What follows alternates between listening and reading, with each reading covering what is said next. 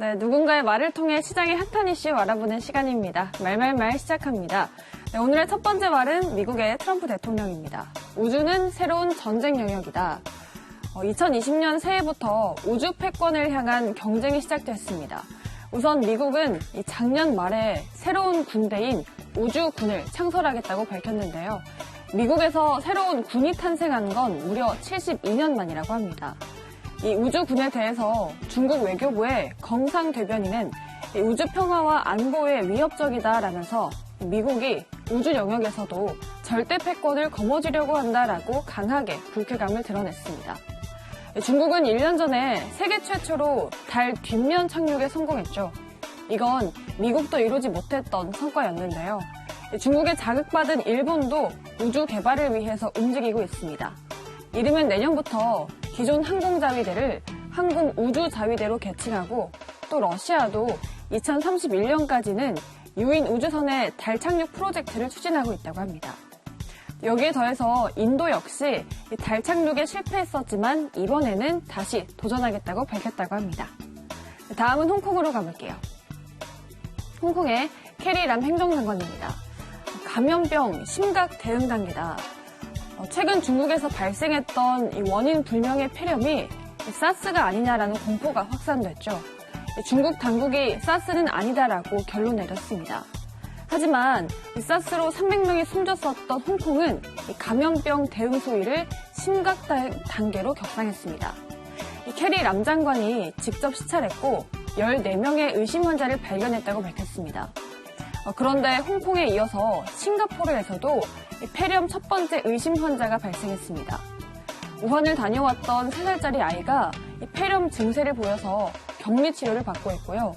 또 타이완이나 마카오 같은 중국 인접 지역도 우한발 괴질 대비에 비상이 걸려 있습니다. 이 원인 불명의 폐렴, 지금까지 진단받은 환자가 59명으로 늘었고요. 이 중에 7명은 위독하다고 합니다. 세계보건기구인 WHO도 중국과 공동으로 조사 중입니다. 새로운 변종 폐렴 발생 가능성을 주시하고 있다고 합니다.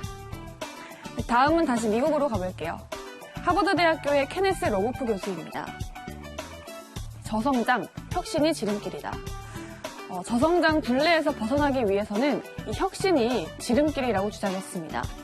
미국 경제 리세션에 대한 우려가 지속적으로 제기됐었죠.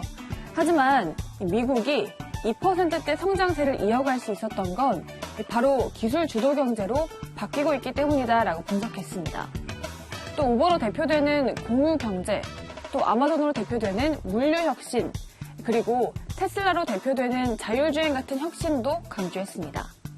통화정책 완화나 재정 확대 같은 경기 부양책은 그저 단기 처방에 불과하다라는 의견이었는데요. 또 미국과 중국 간의 무역 전쟁도 양국이 1단계 무역 합의에 서명하더라도 단순히 휴전에 불과하고 미국과 중국 간의 갈등은 계속될 것이다라고 전망했습니다. 또 한국 경제에 대해서도 말했습니다. 한국 경제도 저성장 굴레에서 탈피하기 위해서는 이런 기술 주도 경제로 바뀌어야 된다라고 조언했고 혁신이 없으면 성장이 어렵다는 것을 알아야 된다라고 조언하기도 했습니다. 네, 마지막은 한국으로 가볼게요. 한국의 국토교통부의 김현미 장관입니다. 21대 총선 불출마를 선언했죠. 그러면서 새해에도 어김없이 투기와의 전쟁을 선포했습니다. 또 3대 원칙을 더욱더 공고히 해야 된다라고 밝혔는데요. 이 3대 원칙은 투기 수요 근절, 그리고 맞춤형 대책, 또 실수요자 보호라고 합니다. 김 장관이 총선에 불출마하면서 올해는 더 강력한 부동산 대책이 나올 수 있다는 관측도 나오고 있습니다. 구체적으로는 서울 전 지역에 민간 택지 분양가 상한제 확대 적용, 그리고 의무 거주기간 추가 확대 등이 전망되고 있습니다. 하지만 이 집값을 잡을 수 있을지에 대해서는 다소 비관적인 전망이 많이 나오고 있다고 합니다.